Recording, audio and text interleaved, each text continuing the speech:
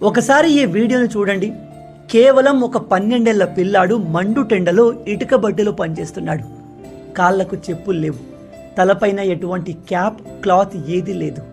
Just ఎండలో ఆ మట్టిలో పరిగెత్తుకుంటూ పనిచేస్తున్నాడు. చూడ్డానికి చిన్న బాలుడే, కానీ అతని జీవితంలో బాల్యం లేదు. ఇప్పుడు ఈ ఫోటో చూడండి. సేమ్ అదే ఏజ్లో ఉన్న ఇంకో పిల్లోడు మంచి కంఫర్టబుల్ చైర్లో ఏసీ రూమ్లో కూర్చొని చదువుకుంటున్నాడు. లైఫ్లో ఒక డ్రీమ్ పెట్టుకొని దానికోసం ప్రిపేర్ అవుతున్నాడు. ఇప్పుడు చెప్పండి, మండుటెండలో దుమ్ములో ఇటుక బట్టలో పనిచేయడం కష్టమా, ఏసీ రూమ్లో కూర్చొని చదవడం కష్టమా? ఈ రెండింటిని కంపేర్ చేస్తే అసలు చదువు అనేది కష్టమే కాదు. కానీ ఇప్పటికీ మన దేశంలో ఎంతోమంది పిల్లలకు చదువుకునే అవకాశం లేదు.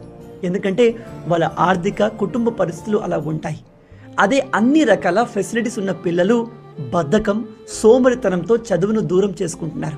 గుర్తుపెట్టుకోండి, మీకు మీ తల్లిదండ్రులు చదువుకోవడానికి పంపిస్తున్నారు, మంచి స్కూల్ కాలేజీని ప్రొవైడ్ చేస్తున్నారు, మీకు కావలసిన అన్ని అవసరాలు చూసుకుంటున్నారు అంటే అది మీకు దేవుడు ఇచ్చిన అతిపెద్ద వరం. ఎందుకంటే అందరి జీవితంలో మీలాంటి అదృష్టం రాసిలేదు. ఎండలో పనిచేస్తున్న ఈ పిల్లాడికి కూడా చదువుకోవాలి అనే ఆశ ఉండొచ్చు.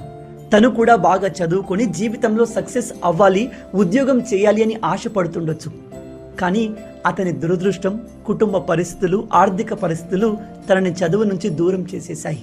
కానీ మీరు ఇలాంటి అదృష్టవంతులైతే, మీ తల్లిదండ్రులు మీకోసం ఏదైనా ఇవ్వడానికి రెడీగా ఉంటే దయచేసి అలాంటి ఒక గొప్ప అవకాశాన్ని వదులుకోకండి.